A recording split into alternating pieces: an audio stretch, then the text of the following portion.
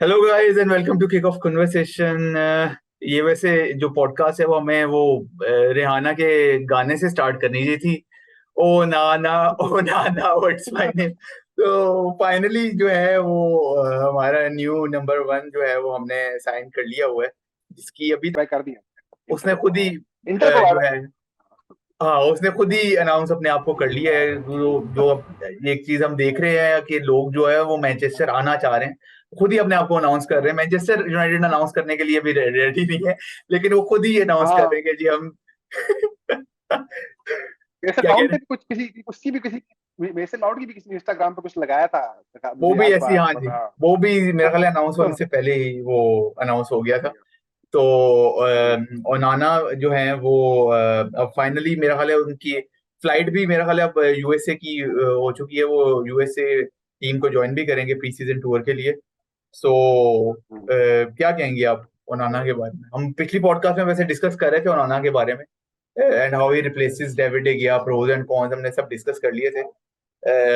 कुछ पॉजिटिव्स भी हैं, कुछ नेगेटिव्स भी हैं, तो क्या कहेंगे आप?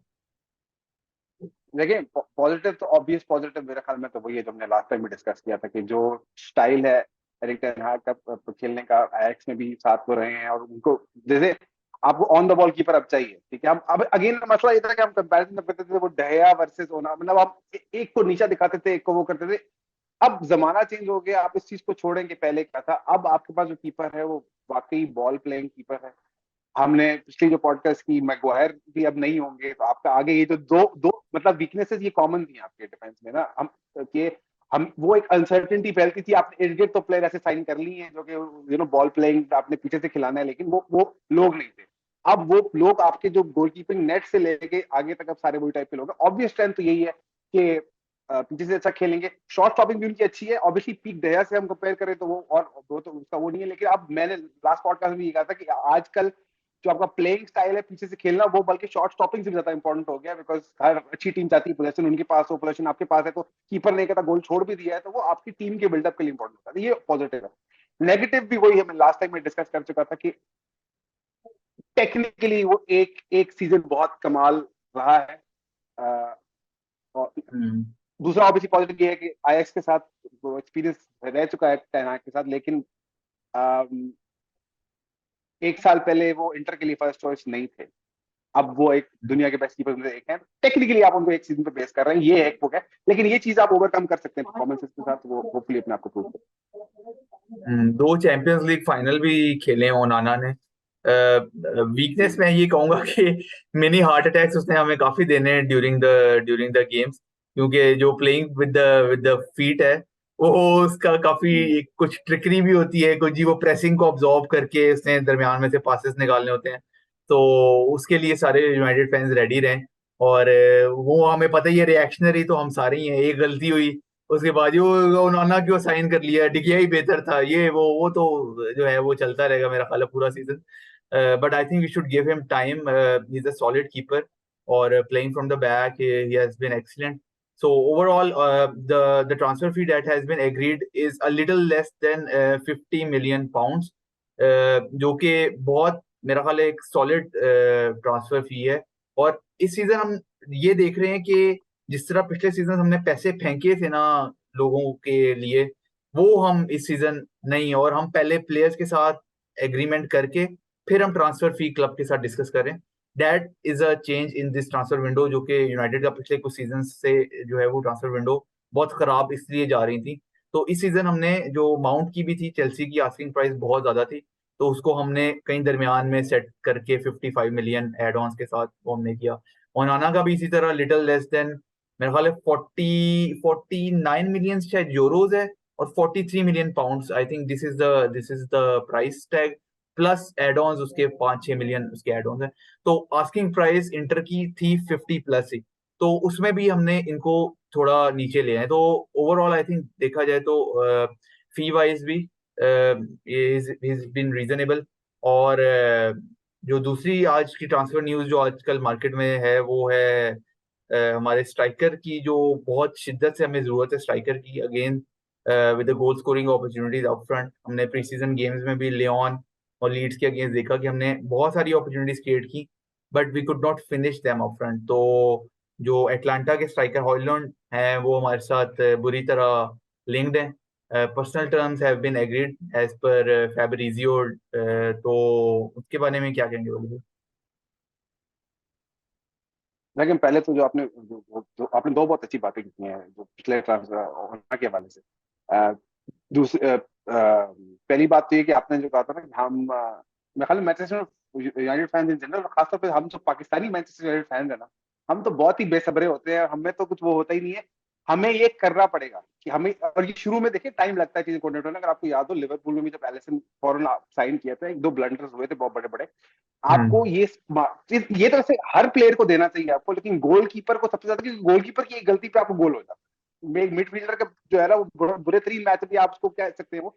तो ये थोड़ा सा हमें patience as a fan base हमें शो करना पड़ेगा ये नहीं। और खासतौर पे एक प्लेयर, आपका सबसे senior player technically in terms of your legendary status, दहया से बड़ा कोई भी नहीं था आपके क्लब में। इतने बड़े प्लेयर को आप रिप्लेस कर रहे हैं, तो उसमें और भी ज्यादा एक वो और भी प्रेशर होता है। तो हमें थोड़ा सा उस मामले में, मैं ये नहीं कह रहा कि टेन हाग बैठ के हमारा व्हाट्सएप ग्रुप देखता है, लेकिन फिर भी मतलब एक ओवरऑल जो क्रिएट होती है बात, उससे फर्क पड़ता है। तो वो पेशेंस आपको जो है ना शो करना पड़ेगा।